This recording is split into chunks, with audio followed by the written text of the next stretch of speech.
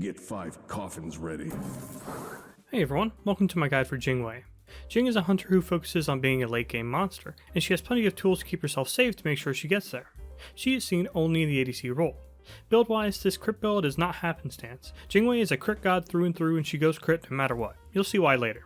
You can go a mix of some crit and attack speed items, but you always want at least Deathbringer in your builds as Jing, because their damage comes from crit basic attacks and not much else. Relics wise, it's just beads and ages for Jing. Shard wise, as you'd expect, it's just wing shard. And finally, for your recipe, golden gooseberries is really the only one for ADCs right now.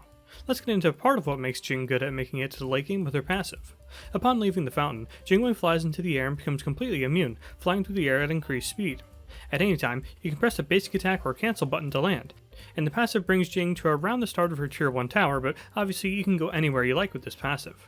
In that sense, be careful, because Jing descends very slowly, so make sure you land in a very safe place. You may think then, when your destination is just outside of or in your base, for instance during a siege defense, isn't this passive a huge downside? It definitely is, so luckily you can cancel the passive entirely by either jumping out of the fountain or by mashing the ability cancel button as soon as you leave the fountain. But for most of the matches, I'm sure you can guess, you're using the passive in its entirety. Get back to lane faster, get to your buffs faster, back for a reset in the late game, and get back ready for a team fight faster. It's just excellent. It certainly opens up some opportunities where Jing can back to base and then get back to lane where other characters cannot, but this comes up less than you might think. Generally, it just means that Jing gives you leeway in terms of when you can back, and she recovers more quickly than other characters. You still shouldn't back after taking like 50 HP of damage. The passive is not that effective. Also ineffective at times is Jing's first ability. Jing spawns a small AoE that knocks up enemies' hit. However, it will only deal damage to enemies who are hit by the ability when it's originally cast. If the ability is cast and then somebody walks into it, they'll be knocked up, but not take damage.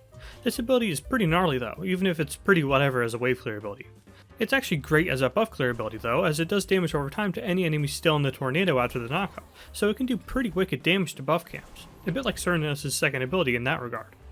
On that note of clearing, if I may date this video horribly real quick, Golden Gooseberries has been a huge boon for Jing, as this ability is Jing's only ability for wave clear really, so being able to rely on the Golden Gooseberries passive for wave clear instead is a great help, so be sure to use this character in item combo while you can. Using it for damage against gods though, of course, is incredible. Knock them up for a decent burst damage, then basic attack them as they fly through the air. It's great. But this being an AoE knockup, it comes with a great versatility factor. You can use it for self-peel, you can use it to zone enemies off of things like Gold Fury and Fire Giant, and so on. Just be careful not to knock yourself up. Oh, yeah, that's the thing too. When Jing knocks herself up, she gains a hefty attack speed stem for a whopping 7 seconds. This absurdly long duration, of course, making up for the fact that Jing has to CC herself to get it. We'll talk more about how to make the most of that stem later. Now, let's get into why Jing loves crit so much. In Jing second ability, she primes 3 enhanced basic attacks. The basic attacks will be consumed regardless of whether or not Jing hits anything with them, but that's a good thing, because each enhanced basic attack has bonus crit chance, deals 10% bonus damage on top of that, which, yes, stacks with the crit damage, and finally, the basic attack hits an AoE. That's not all though. While Jing can't stack multiple uses of this ability, what she can do is have this ability active and the ability off of cooldown. Then basic attack 3 times, and then activate the ability again for 6 total consecutive basic attacks. And yes, this is absolutely necessary to do as Jing during fights. So this is actually a rare case of a stem that you want to use out of combat, using it way before fights preemptively so that you can double stack it. The same goes for coming out of base. No matter what, you always want to prime this ability before leaving base. The time it takes, even with your passive, to get to lane or your purple buff will almost always give you enough time to get the ability off of cooldown again for a double activation. You might say, wow, that sounds extremely bloated, and while it is, it's also Jing's main source of damage, which of course comes with quite a few downsides. Because of course, basic attacks can be body blocked, and if you're under any form of hard CC, it's going to stop you from basic attacking. So you have to be on your toes and pick your positioning perfectly so that you can try and avoid hard CC, but more importantly, get a clear line of sight with your target. This doesn't make the ability bad, of course, it basically guarantees Jing will win a trade once she has this ability max level with Deathbringer. As I said as well, it's great for clearing waves too, which allows you to use your first ability for poke, but of course that means giving up your attack speed stem. And about that, the stem would be almost pointless without Jing third ability. Jing leaps forward, gaining movement speed and power for 4 seconds after the dash completes. An awesome escape tool then. However, that's not even the best part. The party trick of this ability is that Jing can use this ability at any time if she's knocked up. This creates the obvious combo of one yourself and then dashing in for aggression. That's great and all, but don't forget that you can use this on any knockup in the game. This makes her exceptionally good against knockup based enemies such as Susano, Bacchus, Sylvanas, and Horus, where she can just dash straight out of their combos, something no other god is capable of. And on the note of gods like Susanoo who intend on chasing Jing down, she can of course use her 1-3 combo as a ridiculously good safety tool as well, covering an insane distance at a rapid pace. And of course, after you use your 1-3 defensively, you're open to turning the fight on your opponent by activating your second ability. This of course is matchup dependent, but it's something you want to keep an eye on in case you get the opportunity to turn the trade. As for using this combo aggressively, of course it's a huge risk. You're going to want vision on literally every last enemy god in the game to ensure you don't just immediately die to a gank. So use this combo defensively when you're first starting out, but once you get comfortable on Jing, try to take some aggressive trades to get a feel for when and who you can use this aggressive combo on. Hint, Hou Yi is not one of them.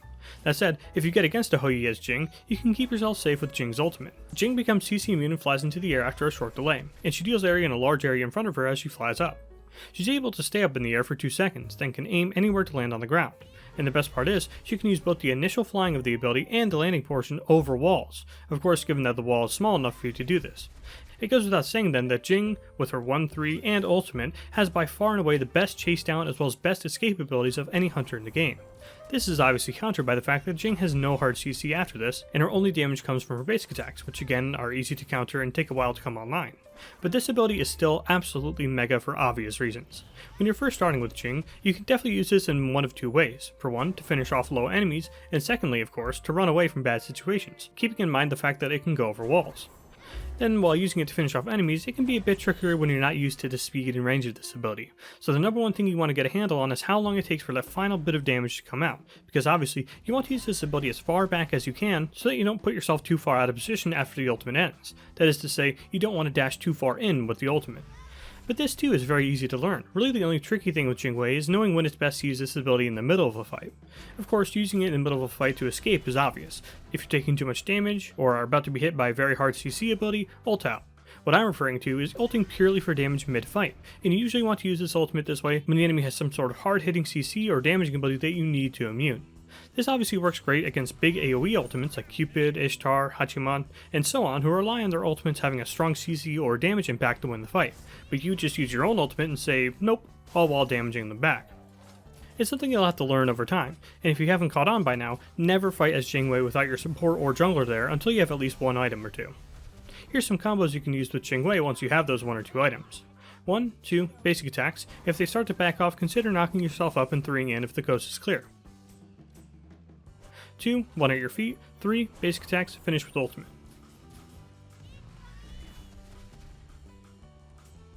2, ultimate, 1 yourself and 3 in the direction that they run, and then basic attacks. For ability leveling, you want to level 1, again remember to knock yourself up for the attack speed and keep them in the tornado, then 3 at level 2 and 2 at level 3. You can hold off on leveling your 2 because it doesn't give you any crit chance at rank 1. From there you get your ultimate at level 5, then max your 1, your 2, your ultimate, then your 3. The Jingwei god himself, Barracuda, levels 1, 2, and 3 before leveling the ultimate, but this seems a little unnecessary to me, although it's a fair leveling order to go since Jing uses her ultimate purely for safety for a vast majority of the match. And I think that's why people don't really like this character. She's boring. And you can't really do much to spice it up on her. She factually just doesn't do as much damage nor CCs targets as well for so much of the game's time compared to other hunters. But her late game is ridiculous, and as I've been mentioning, her exceptional safety makes her great at getting there every game. It may seem then that Jing is the de facto new player ADC, since she focuses on not dying and landing basic attacks, the 2 most important things to learn how to do in an ADC, but she's a little too easy if that makes sense. You can't really make mistakes on her, or take her to another level via learning the god and her intricacies as you play her, like you would say maybe a ROM, and thus can't really grow as a player with her. So yeah, that puts her in a weird spot, but I personally enjoy her a lot. For one, she's great at following up off of your teammates. Yeah, her CC is non-existent and she has almost no area damage, but if your teammates provide that for you, you're always just 1-3 away from being right there to help pump out some damage. See what I did there? Because 1-3... yeah. So as someone who doesn't like ADC very much, I see an easy god who's hard to feed on and is exceptionally fun in the late game. Ideal then for the person who doesn't really like the role they're playing. Does anyone else get filled into ADC all the time? Seriously, what's up with that? The fact that she has almost no CC though has led her to getting power crept pretty hard, seeing only a meager level of plays even in crit metas.